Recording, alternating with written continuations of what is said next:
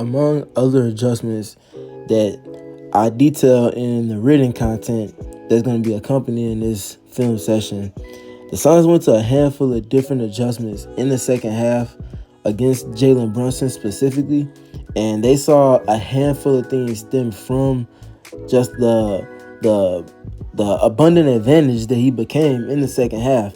And as I mentioned in the piece, all of it stems from the tone or lack thereof that was set at the point of attack from the Suns to start the second half, and Brunson's ability to just anticipate the coverage that was coming without feeling either one of the defenders involved in the actions that he was going into in pick and roll as well. Just really made for the perfect storm that worked against everything that the Suns were starting to solidify on the defensive side of the floor. So let's go ahead and break down just 3 plays from the second half, specifically in the fourth quarter, that detail one of the few different types of adjustments they made in the second half. And yeah, let's just dive into the film. So what we saw the Suns getting into in the fourth quarter especially was more switching. Ultimately, they would end up going with a small ball variation, and that will be after this play that we're going to be seeing first here. So let's just go ahead and just kind of dive into it, and then we can kind of flow from there. So first we're going to see, an adjustment that was made, as we spoke to in the beginning, was switching. But in addition to the switching, we also saw the Suns do a little bit of quote-unquote cross-matching, where they put Yusuf Nurkic, who was originally guarding centers, obviously and typically and according to standard for the Suns. They moved him to guarding Julius Randle for a stretch in the fourth quarter before he ultimately exited the game. In addition to that, that put Kevin Durant on Isaiah Hartenstein, and that made all the screens that they were using in 1-5 between the point guard, obviously, and Brunson, and the center, and any of the Knicks centers, but especially with Hartenstein on the floor for this example, made those actions automatically become switches. Suns were trying to flatten out actions, and ultimately, in addition to flattening out actions, get the ball out of Jalen Brunson's hands. And we're going to see the Suns do a solid job executing within that on this play here. So let it flow through. We see the screen, the 1-5 screen. Suns are conceding the switch, as you can see, as Devin Booker does a good job. I would rather him jump underneath to ensure that Hartenstein gets no progress slipping into an advantage underneath the basket. Nonetheless, he sinks into his legs and makes that progress downhill tough. Job done there. Suns are going to then see the Knicks kind of respace a little bit. They're just kind of reading. This is their first possession with the Suns going with this specific approach. And we're going to see them ultimately kick it to Julius Randle. They're going to space out as much as they possibly can. And it's going to be it's going to be Randle and Nurkic going one-on-one in space. Nurkic is going to do a solid job playing with the top foot, ultimately staying chest to chest in front of his man in the basket. They'll need to stop, get a rebound. The Suns are out on the break. Devin Booker is going to get a quick finish early in the shot clock in transition. All right, next play down. This is the very next possession. We're going to see, again, more of the cross-matching from the Suns. We're going to see the Knicks alter the spacing a little bit, and they're going to get into a little bit more flow in terms of movement of the ball and players. And let's see what that ultimately nets for this possession before we dive into the plot. So we see it kind of kick around. We see Jalen Brunson kind of loop below the free throw line. And this should look very similar to Suns fans. This is a very similar action to what the Nuggets got into a ton with Jamal Murray. And instead of, obviously, in place of Jalen Brunson, and instead of, let's just say, Nikola Jokic or Aaron Gordon, it's going to be Isaiah Hartenstein with the ball and delay action here at the top of the key. So we're going to see Brunson kind of loop around. And we see, in addition, looking at the handoff, it's going to be a switch that's treating the handoff, which is a pick and roll adjacent type action, as a switch. We see the Suns getting to the switch. And now we're going to let play kind of fall out. Durant does a good job containing in isolation. But as we revert back a little bit, we rewind it a little bit, this is where some of the Suns' issues within their switching kind of just shows up at the worst possible times. Your switching has to be nuanced and it has to be layered in terms of how you reorganize after an initial switch takes place. The initial switch, before the switch that even happens on the handoff, is that they have Hartenstein being guarded by Durant, and obviously Nurkic is guarding Randle.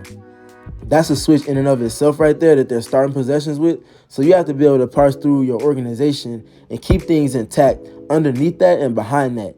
And in addition to that, as we see the handoff, that's another switch that's occurring At this moment in time, as I'm still framing here, this should be Yusuf Nurkic kicking Devin Booker off of the roller here. So scramming him off the roller and Hartenstein, keeping the matchup somewhat solid, and also considering where the shot clock is at this moment in time with 8 seconds left. This is just a way for you to keep things intact. They're not going to get into that quick of isolation to where Julius Randle, who's getting ready to respace, will be able to take advantage of Devin Booker in a way that's not going to be a turnover or rushed in some capacity, which will obviously be to the advantage of the Suns. Nonetheless, Nurkic has to be able to kick Devin Booker out of this matchup here, out of this mismatch. Keep the positioning solid defensively underneath the switch that's out up top already, as Durant does a solid job in isolation. At that point, then you will either live with a kick to Julius Randle, who should be being guarded by Devin Booker at this point in time, working with 6 seconds left behind the three-point line. That's a win for the Suns, if that was to what happened hypothetically. However, because it doesn't, and we see Brunson ultimately terminate his dribble after solid defense at the top of the key with Durant, the mismatch is going to still stay solid, and it's going to ultimately be executed upon underneath the basket from Isaiah Hartenstein. Great recognition from Jalen Brunson, but this is the extra layer in terms of switching that the Suns, specifically with Nurkic behind everything, just did not nail right here.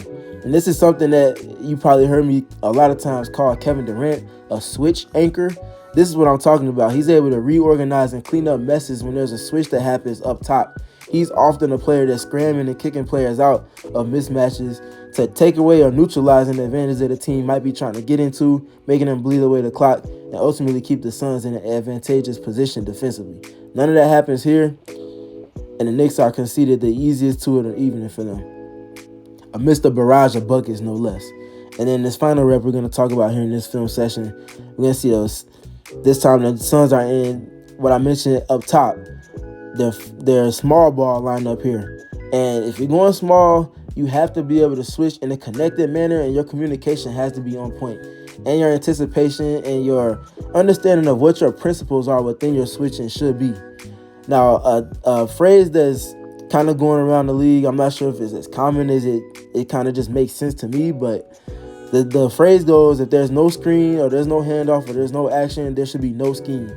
Meaning that if there's no true action that's going on to where it's coupling players together within a specific action, there should be no reaction that's being gained from the defense from that. And the defenders should stick to their original matchups.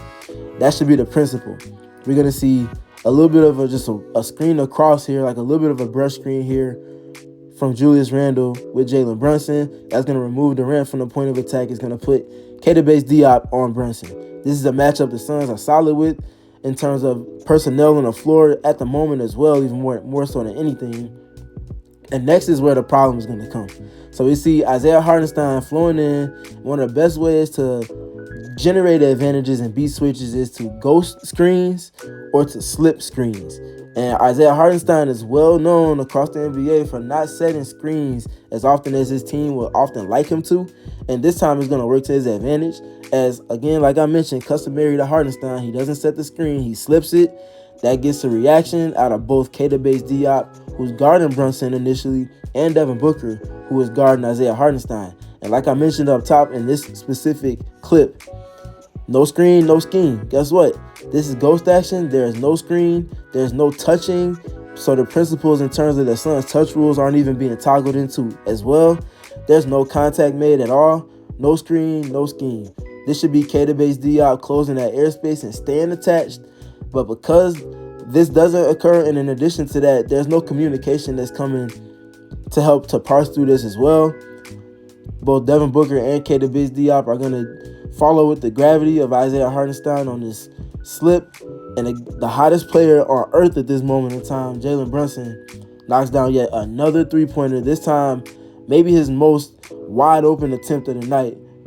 Knocks that down, and that's essentially going to be the dagger in the Suns for this game. And it all just comes back to the same thing that's been really hurting them in a lot of games late. They go to switching, teams figure out, according to their personnel and to their schemes offensively and their process, what actions work best for them, manipulate switches, and find advantages in that. And the Suns are just not connected enough, especially when they go with small ball, to where their switching can be just effective. And it's really working against them, and it's really kind of a microcosm giving a look at them not having an identity on the defensive side of the floor. The sooner they can find that, the sooner they can get to winning ways, as their offense is certainly more than good enough to do so.